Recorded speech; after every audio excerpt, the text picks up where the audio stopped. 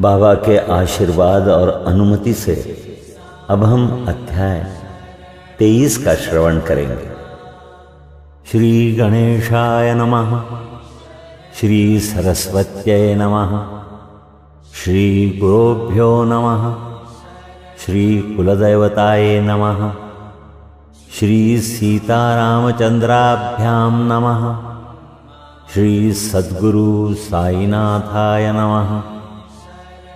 इस अध्याय में योग और प्याज, श्यामा की सर्वदंश से मुक्ति, विषुचिका यानी हैजा, उसके निवारणार्थ नियमों का उल्लंघन, गुरु भक्ति की कठिन परीक्षा, इसके बारे में श्रवण करेंगे। तो लीजिए प्रस्तावना।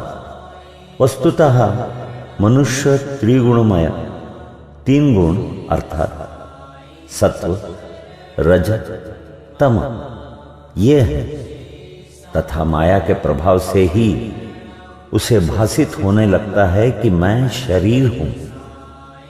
दैहिक बुद्धि के आवरण के कारण ही वो ऐसी धारणा बना लेता है कि मैं ही कर्ता और उपभोग करने वाला हूं, और इस प्रकार वो अपने को अनेक कष्टों में स्वयं फंसा लेता है। फिर उससे छुटकारे का कोई मार्ग नहीं सोचता।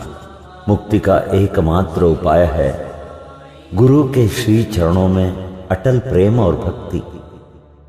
सबसे महान अभिनयकर्ता भगवान साई ने भक्तों को पूर्ण आनंद पहुंचाकर उन्हें निज स्वरूप में परिवर्तित कर लिया है। उपर्युक्त कारणों से हम साईं बाबा को ईश्वर का ही अवतार मानते हैं, परंतु वे सदा ही यही कहा करते थे कि मैं तो ईश्वर का दास हूं। अवतार होते हुए भी मनुष्य को किस प्रकार आचरण करना चाहिए तथा अपने वर्ण के कर्तव्यों को किस प्रकार निभाना चाहिए, इसका उदाहरण उन्होंने लोगों के समक्ष प्रस्तुत किया। जो सब जड़ और चेतन पदार्थों में ईश्वर के दर्शन करता हो, उसको विनयशीलता ही उपयुक्त थी। उन्होंने किसी की उपेक्षा या अनादर नहीं किया। वे सब प्राणियों में भगवत दर्शन करते थे। उन्होंने ये कभी नहीं कहा कि मैं अनल हक सोहम हूं। वे सदा यही कहते थे कि मैं तो यादे हक दासो हम हूं। अल्लाह मालिक सदा उनके ओंठों पर था। हम अन्य संतों से परिचित नहीं हैं और न हमें ज्ञात है कि वे किस प्रकार आचरण किया करते हैं अथवा उनकी दिनचर्या इत्यादि क्या है। इस कृपा से केवल हमें इतना ही ज्ञात है कि वे अज्ञान और बद्ध जीवों के निमित्त स्वयं अवतीर्ण होते हैं। शुभ कर्मों के परिणाम स्वरूप ही हम में संतों की कथाएं और लीलाएं श्रवण करने की इच्छा उत्पन्न होती है, अन्यथा नहीं। अब हम मुख्य कथा पर आते हैं। योग और प्याज। एक समय कोई एक योगाभ्यासी नाना साहेब चांदोरकर के साथ शिरडी आया। उसने पतंजलि योग सूत्र तथा योग शास्त्र के अन्य ग्रंथों का विशेष अध्ययन किया था, परंतु व्यावहारिक अनुभव से वंचित था। मन एकाग्र न हो सकने के कारण वो थोड़े समय के लिए भी समाधि न लगा सकता था। यदि साईं बाबा की कृपा प्राप्त हो जाए तो उनसे अधिक समय तक समाधि अवस्था प्राप्त करने की विधि ज्ञात हो जाएगी। इस विचार से वो शिरडी आया और जब मस्जिद में पहुंचा तो साईं बाबा को प्याज सहित रोटी खाते देख उसे विचार आया कि ये कच्ची प्याज सहित सूखी रोटी खाने वाला व्यक्ति मेरी कठिनाइयों को किस प्रकार हल कर सकेगा। साईं बाबा अंतर्ज्ञान से उसका विचार जानकर तुरंत नाना साहब से बोले कि ओ नाना, जिसमें प्याज हजम करने की शक्ति है उसको ही उसे खाना चाहिए, अन्य को नहीं। इन शब्दों से अत्यंत विस्मित होकर योगी ने साईं चरणों में पूर्ण आत्मसमर्पण कर दिया। शुद्ध और निष्कपट भाव से अपनी कठिनाइयां बाबा के समक्ष प्रस्तुत करके उनसे उनका हल प्राप्त किया।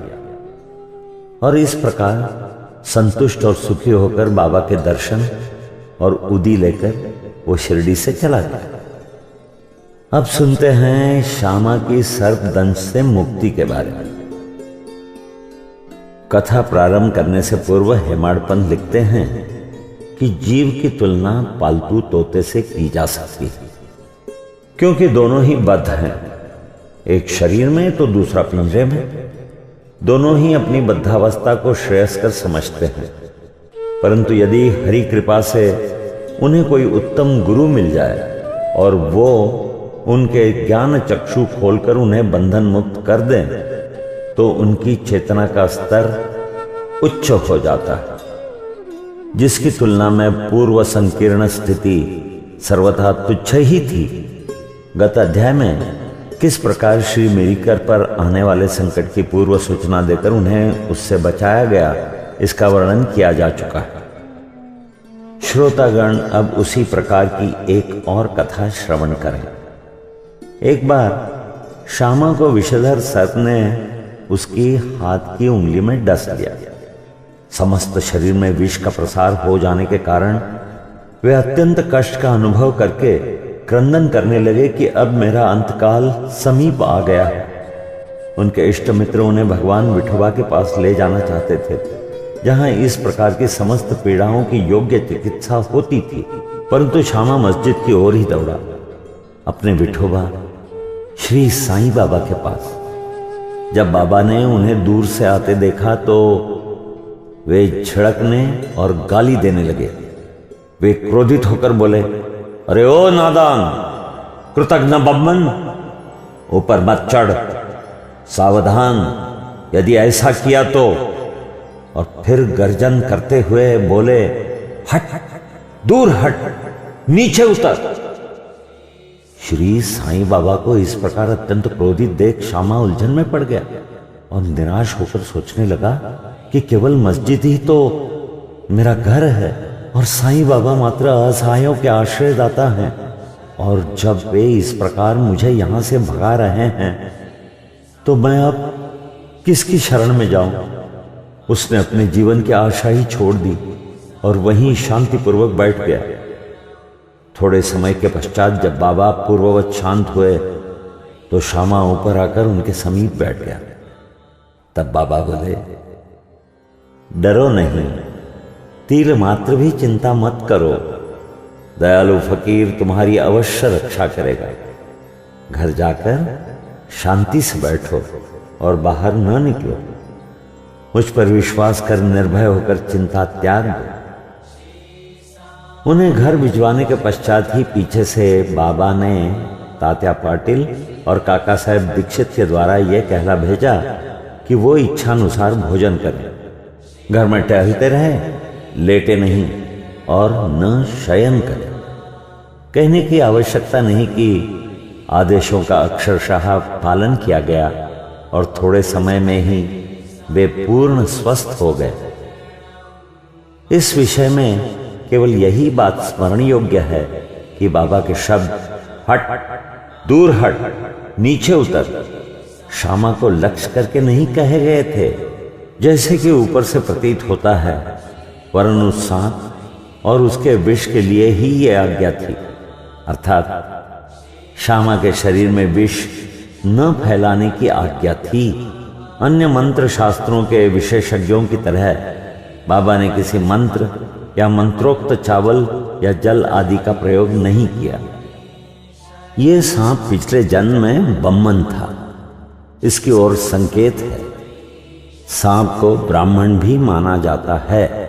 इस कथा और इसी प्रकार की अन्य कथाओं को सुनकर साईं बाबा के चरणों में ये दृढ़ विश्वास हो जाएगा कि यदि माया युक्त संसार को पार करना हो तो केवल श्री साईं चरणों का हृदय में ध्यान करो।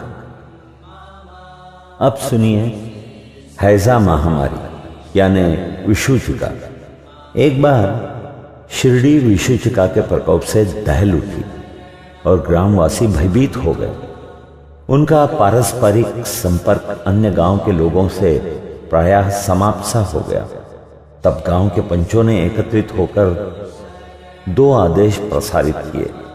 पहला, लकड़ी की एक भी गाड़ी गांव में न आने दी जाए, और दूसरा, कोई भी बकरे की बलि न दे। इस आदेश का उल्लंघन करने वाले को मुखिया और पंचों द्वारा दंड दिया जाएगा। बाबा तो जानते ही थे कि यह सब केवल अंधविश्वास ही है, और इसी कारण उन्होंने पंचों के आदेशों की कोई चिंता न की। जब यह आदेश लागू थे तभी एक लकड़ी की गाड़ी गांव में आई। सबको ज्ञात था कि गांव में लकड़ी का अधिक अभाव है, फिर भी लोग उस गाड़ी वाले को भगाने लगे। यह समाचार कहीं बाबा के पास पहुंचा। तब वे स्वयं वहां आए और गाड़ी वाले से गाड़ी मस्जिद में ले चलने को कहा। बाबा के विरुद्ध कोई चू चपाट तक भी न कर सका। यथार्थ में उन्हें धुनी के लिए लकड़ियों की अत्यंत आवश्यकता थी, और इसीलिए उन्होंने वो गाड़ी मोल ले ली।